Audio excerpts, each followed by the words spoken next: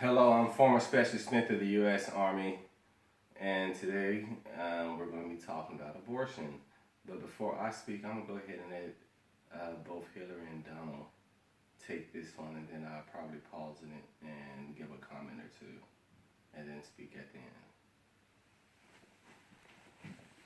Divides you, and the justices that whoever ends up winning this election appoints could have a dramatic effect there, and that's the issue of abortion. Right. Mr. Trump, you're pro-life, but I want to ask you specifically, do you want the court, including the justices that you will name, to overturn Roe v. Wade, which includes, in fact states, a woman's right to abortion? Well, if that would happen, because I am pro-life and I will be appointing pro-life judges, I would think that that will go back to the individual states. But I'm asking you specifically, would you If they overturned it, it'll go back to the states. But what I'm asking you, sir, is do you want to see the court overturn? You've just said you want to see the court protect the Second Amendment. Do you want to see the court overturn Roe v. Wade? Well, if we put another 2 or perhaps 3 justices on, that's really what's going to be, that will happen. And that'll happen automatically, in my opinion, because I am putting pro-life justices on the court.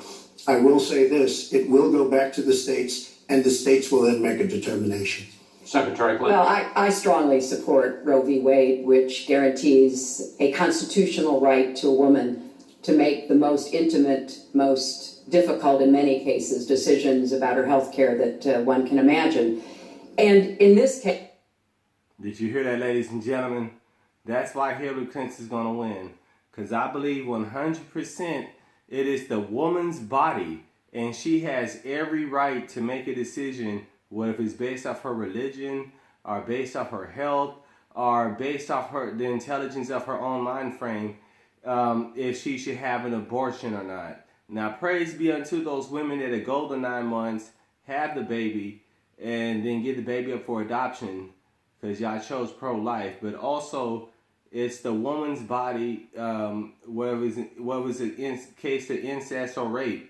You know what I'm saying? It's her body. She has the right to do with what she wants to do with her body. And I don't think that the courts and stuff should make decisions, especially when you're encouraging the American women to go out there and be carefree with their bodies and go explore and be the greatest whore that you want to while you're young. And then if you can't find that millionaire while you're young and in your prime, then settle for some man that has a halfway decent paycheck and spend the rest of your days on earth with him as husband and wife. But it is the woman's body, woman's right, woman's decision. It's not only about Roe v. Wade. It is about what's happening right now in America. So many states are putting very stringent regulations on women that block them from exercising that choice, to the extent that they are defunding Planned Parenthood, which of course provides all kinds of cancer screenings and other benefits for women in our country. Donald has said he's in favor of defunding Planned Parenthood. He even supported shutting the government down to defund Planned Parenthood. I will defend Planned Parenthood. I will defend Roe v. Wade, and I will defend women's rights to make their own health care decisions. And we have come too far to have that turn back now. And indeed, he said women should be punished, that there should be some form of punishment for women who obtain abortions. And I could just not be more opposed to that kind of thinking. And I want to know, why should a woman get punished? It is her body. She was born a woman, not you, sir. So why should a woman get punished for doing what she wants to do? And abortion is only something that can really happen within the timeline that we live in, AD, because in BC, if they would have tried to attempt such an event, the lady could have died in the process as well. But I understand they probably altering the timeline by killing the children before they can come into the world. But as I stated before, she's the one born a woman. This is her body. And she has the right to make the proper decision for her life, how it'll come out, whether it be positive or negative, about her abortion and of her body, of her fetus. I mean, correction as I am. I'm going to give you a chance to respond, but I want to ask you, Secretary Clinton, I want to explore how far you believe the right to abortion goes. You have been quoted as saying that the fetus has no constitutional rights, you also voted against a ban on late-term partial birth abortions. Why? Because Roe v. Wade very clearly sets out that there can be regulations on abortion so long as the life and the health of the mother are taken into account. And when I voted as a senator, I did not think that that was the case. The kinds of cases that fall at the end of pregnancy are often the most heartbreaking, painful decisions for families to make. I have met with women who, toward the end of their pregnancy, get the worst news one could get, that their health is in jeopardy if they continue to carry to term, or that something terrible has happened or just been discovered about the pregnancy. I do not think the United States government should be stepping in and making those most personal of decisions. So you can regulate, if you are doing so, with the life and the health of the mother taken into account. Mr. Trump, your reaction, and particularly on this issue of late-term partial birth Well, abortion. I think it's terrible. If you go with what Hillary is saying, in the 9th month, you can take the baby and rip the baby out of the womb of the mother just prior to the birth of the baby. Now, you can say that that's okay, and Hillary can say that that's okay, but it's not okay with me. Because based on what she's saying and based on where she's going and where she's been, you can take the baby and rip the baby out of the womb in the 9th month. On the final... Now, I'm going to have to say this. He gives a good point, because if you're in the 9th month and you about to give birth to the baby, why in the world would you want to abort the baby? Now, if it was for like health reasons, then yeah, go ahead. Or better yet, just have a C-section because it's already 9 months. So if it's like a few days premature, so be it. Then she can get the child up for adoption. Now, I can see if she's just being evil or spiteful because the guy broke up with her and she wants to murder the guy's kid to try to get revenge to him, and it's the 9th month, then I wouldn't agree with that myself.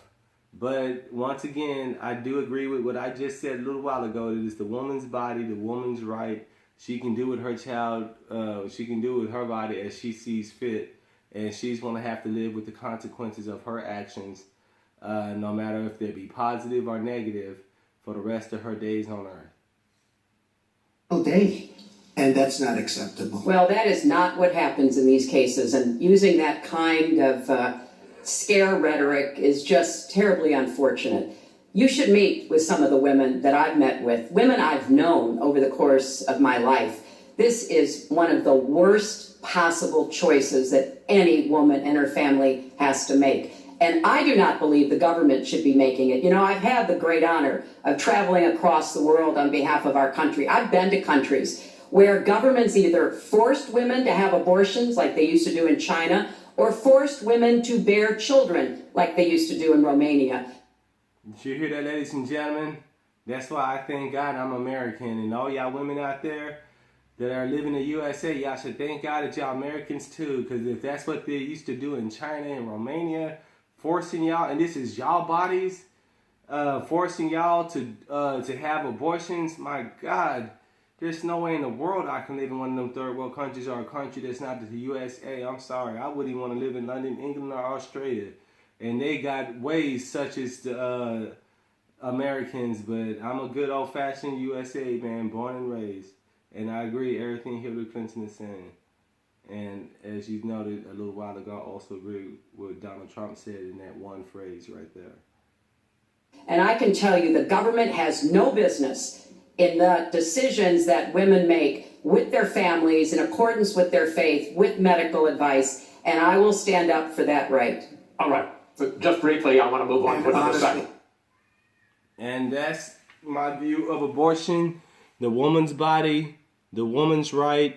Leave her alone. Let her do what she wants to do. This is why Hillary Clinton's going to be a president, because all this discrimination against women and abuse and domestic abuse against women, and trying to treat women as if they're second-class citizens. And they didn't ask to be born women. They just trying to make the best of the cards that they were dealt with. And also, I like to, being on that subject, I also like to say that black people, not just living in the USA, but living on Earth, didn't ask to be black. They just playing with the cards that they dealt with. And there's nothing wrong with being a black person or African person or African descent person, because the reason why there's nothing wrong being black is because that means you're the original native of planet Earth. And there's nothing wrong about being original. Smith, out.